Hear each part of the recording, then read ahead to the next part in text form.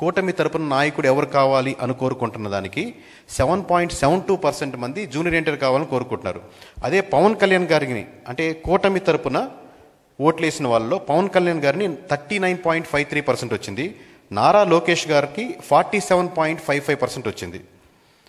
But వైఎస్ఆర్సీపీకి వచ్చేసరికి అంటే కూటమి తరపున లీడర్ ఎవరు ఉండాలని కోరుకుంటున్నారు అని వైఎస్ఆర్సీపీ వాళ్ళని అడిగితే వాళ్ళలో 33% నారా లోకేష్ గారికి వచ్చింది, 37% పవన్ కళ్యాణ్ గారికి వచ్చింది. ఇక్కడ జాగ్రత్తగా నోట్ చేసుకుని ఉండండి.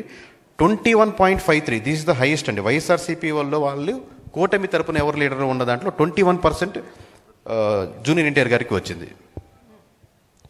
సో నేను ఎలాగ స్టార్ట్ చేశాను కాబట్టి 2-3 పాయింట్లు నేను మీకు ఇంక్లూడ్ చేస్తానండి. అంటే లిక్కర్ పాలసీ మీద ఒక క్వశ్చన్, అంటే జస్ట్ చాలా అంశాలు ఉన్నాయి, జస్ట్ మీకు రిఫరెన్స్గా 2-3 పాయింట్లు చెప్తానండి. లిక్కర్ పాలసీ మీద లాస్ట్ టైం వైఎస్ఆర్సీపీది బాగుందా కూటమిది బాగుందా అన్న ప్రశ్నకి కూటమిది బాగుంది ఖచ్చితంగా అనుకునే వాళ్ళు 57.49% ఉన్నారండి. అదే వైఎస్ఆర్సీపీ నుంచి అపోజ్ చేసేవాళ్ళు 42.90, వైఎస్ఆర్సీపీ నుంచి స్ట్రాంగ్లీ అపోజ్ చేసేవాళ్ళు, సంవాట్ అపోజ్ చేసేవాళ్ళు అంటే వైఎస్ఆర్సీపీ తరపు నుంచి వీళ్ళు 42.90 ఉన్నారు. ఇక్కడ లిక్కర్లో 2 రకాలు ఉన్నాయండి. లిక్కర్ పాలసీని సపోర్ట్ చేసే వాళ్ళు ఎక్కువ ఉన్నారు. పాలసీ సపోర్ట్ చేశాక లిక్కర్ షాప్స్ వచ్చాక ఎంటైర్ ఆంధ్రప్రదేశ్లో లిక్కర్ షాప్స్ నడుపుతున్న మీరు ఎవరితో అయినా మాట్లాడుతుంది, they are not at all satisfied. Entire liquor shops నడిపేవాళ్ళు at the same time liquor shops ముందుగా నడుస్తున్న వాళ్ళు బెల్ట్ షాప్స్గా ఊళ్ళో నడుస్తున్నారు. ఎందుకంటే ఒక షాప్ నుంచి 3 షాప్స్గా ఉన్నప్పుడు ప్రజలు ఆల్సో నాట్ సాటిస్ఫైడ్ బికాస్ ఎక్కువ షాప్స్ పెరిగినాయి, ఎక్కువ బెల్ట్ షాప్స్ పెరిగినాయి. మీరు కాంట్రాడిక్టరీ పాయింట్ చూడండి. ఇక్కడ మీకు లిక్కర్ పాలసీ మీద వచ్చినప్పుడు కూటమి has got more percentage, but liquor shops వచ్చాక people are becoming negative on that process. So Jagan గారు అసెంబ్లీకి వెళ్ళాలా వద్దా అన్న ప్రశ్నకి కూటమి నుంచి 63.67% ఖచ్చితంగా వెళ్ళాలి అన్న వాళ్ళు ఉన్నారండి కూటమి తరపు నుంచి. అలాగే వైఎస్ఆర్సీపీ నుంచి 65.84%, 65.84% పీపుల్ ఆర్ జగన్మోహన్ రెడ్డి గారు ఖచ్చితంగా అసెంబ్లీకి వెళ్ళాలి అని కోరుకునే వాళ్ళు 66% వరకు ఉన్నారండి.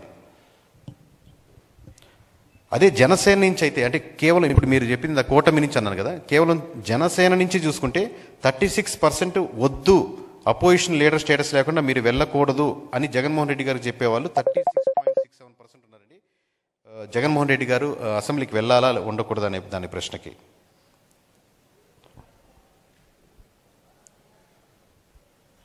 అలాగే సచివాలయం మీకు అందరికీ గుర్తుంటుంది, వైఎస్ఆర్సీపీ ఉన్నప్పుడు సచివాలయం వచ్చింది, ఇప్పుడు అదే సిస్టమ్ కంటిన్యూ అవుతుంది. ఇంతకుముందు పంచాయతీరాజే మోస్ట్లీ ఉండేది. సో పంచాయతీరాజ్ వర్సెస్ సచివాలయంలో కూటమి పీపుల్ ఆర్ సపోర్టింగ్ 59 అంటే కూటమి అంటే టీడీపీ జనసేన బీజేపీ కలిపి ఆ పర్సన్స్కి ఓట్లు వేసిన సెక్షన్స్లో 59.15% సచివాలయానికి సపోర్ట్ చేస్తున్నారండి. పంచాయతీరాజే బాగుంది సచివాలయం కంటే అనేవాళ్ళు 24.15% మాత్రమే ఉన్నారు. అలాగే వైఎస్ఆర్సీపీకి 68.23% సచివాలయం కాన్సెప్ట్ బాగుంది అనేవాళ్ళు ఎక్కువ ఉన్నారండి. కేకే గారు వాలంటీర్ల గురించి తీసుకోలేదా సార్? వాలంటీర్స్ గురించి నేను అన్ని చెప్తే ఇంకా రిపోర్టు ఏముండదండి. ఓవరాల్గా నియోజకవర్గాల పేర్లు వాళ్ళ సమస్యలు మీరు ఇది చెప్పారు కాబట్టి చెప్తున్నాం. మీ సచివాలయం అన్నారు, నేను తర్వాత లిక్కర్ పాలసీ ఏవైతే మీతో డిస్కస్ చేస్తున్నానో మా ఇంటర్నల్ టీంతో మాట్లాడినప్పుడు లీస్ట్ ఓకే ఎంతవరకు చెప్పగలుగుతాం, హైయెస్ట్ చెప్తే ఆ బాంబులు మనం రిపోర్ట్లో ఉంచుకుందామని లీస్ట్ వరకు డిస్కస్ చేస్తున్నామండి. ప్లీజ్. కంగ్రాచులేషన్స్ పారావిల్ చేసినందుకు. అయితే మీరు ఈ పారావిల్ యాప్ గురించి చెప్పారు కదా, వెబ్సైట్. సో జనరల్గా ఎవరైనా కూడా ఎలక్షన్స్ 1 year బిఫోర్ మాత్రమే ప్రిపేర్ అవుతుంటారు. సో ఎవ్రీ 2 months చెక్ చేసి అది చేంజ్ అయింది సార్. ఒక 10 years బిఫోర్ నేను సర్వే స్టార్ట్ అయినప్పుడు కూడా అప్పుడు చూసుకుందాంలే అన్నట్టుండేవాళ్ళు, డబ్బులు ఖర్చు పెట్టేద్దాంలే లేకపోతే లాస్ట్లో చేద్దాం అనేది. ఇప్పుడు మీరు ఏపీ వరకే చూసుకోండి, డ్రాస్టిక్ చేంజ్ చూశారు కదా.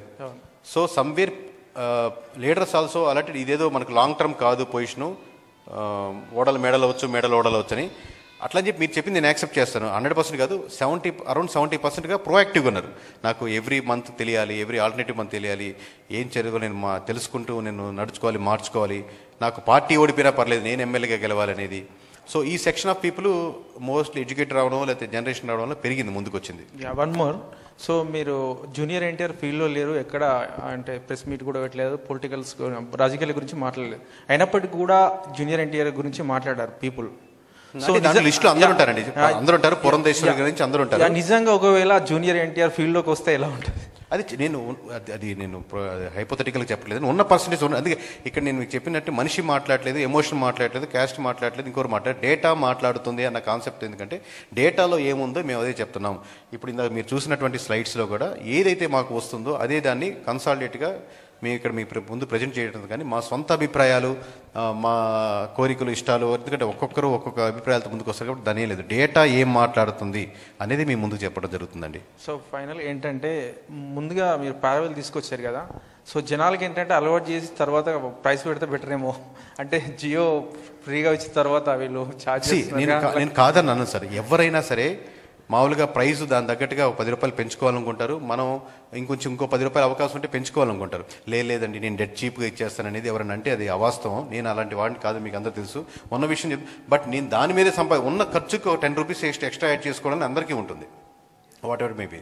కేకే గారు, జగన్మోహన్ రెడ్డి గ్రాఫ్ ఎంతలో ఉంది ఇప్పుడు యాజ్ ఇట్ ఈస్గా? జగన్మోహన్ రెడ్డి గారి గ్రాఫ్ అండి, జగన్మోహన్ రెడ్డి గారి గ్రాఫ్ ఎంతలో? అది మీరు 12th చూసుకోవాలి సార్ ఓవరాల్గా.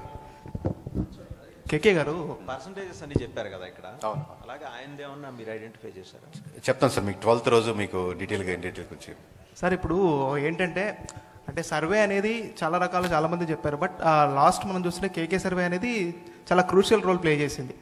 ఎందుకంటే కరెక్ట్గా ఎగ్జాక్ట్గా నంబర్స్ అనేది చెప్పారు కదా.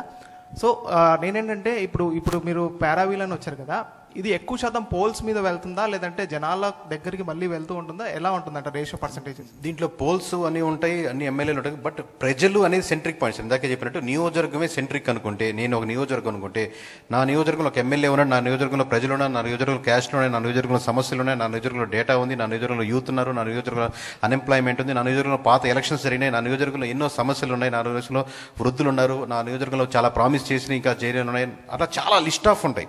నా నియోజకవర్గంలో ఎన్నో ప్రామిస్ చేస్తే ముందుకు వచ్చే వాళ్ళు ఉన్నారు. ఈ నెంబర్ ఆఫ్ థింగ్స్. నియోజకవర్గం అంటే ప్రజలే కదా సార్, ప్రజలు ఈజ్ ద సెంట్రిక్ పాయింట్. దాంట్లో డిఫరెంట్ యాంగిల్స్, మనం క్యాస్ట్ పరంగా, రిలీజన్ పరంగా, లేకపోతే ఏజ్ల పరంగా, మండలాల పరంగా, విలేజ్ల పరంగా, వాళ్ళ యాస్పిరేషన్స్ ఏంటి, దీన్ని మొత్తం కన్సాలిడేట్గా. అలాగే ఎమ్మెల్యే ఉన్న పనితీరు అంటే ఏంది, పక్క నియోజకవర్గం సంబంధించింది కాదు కదా, ఈ నియోజకవర్గం నీ పనితీరు ఏంటి, ఈ నియోజకవర్గంలో నీ ప్రజలు నీకు వచ్చి ఏమనుకుంటున్నారు, నీ చుట్టుపక్కల నలుగురు అన్నా సూపర్ అన్నా, నువ్వు మామూలుగా లేదన్నా మళ్ళీ మనకే గుర్తారని అంటున్నారా, లేదా నిజంగా డేటా ఏం మాట్లాడుతుందా? కేకే గారు, సార్ పారావీల్ అనేది ఒక గ్రేట్ ఇన్నోవేషన్ అండ్ ఇనిషియేషన్. అంటే స్టార్టప్గా ఇప్పుడు ఉన్నప్పుడు మీకు చాలా క్యాలిక్యులేషన్స్ ఉండొచ్చు, సో దీనికి కొంచెం టైం పట్టచ్చు, సో అందుకే సబ్స్క్రిప్షన్ కానీ ప్రైసెస్ కానీ డిఫరెంట్గా ఉండొచ్చు. బట్ ఒక నియోజకవర్గం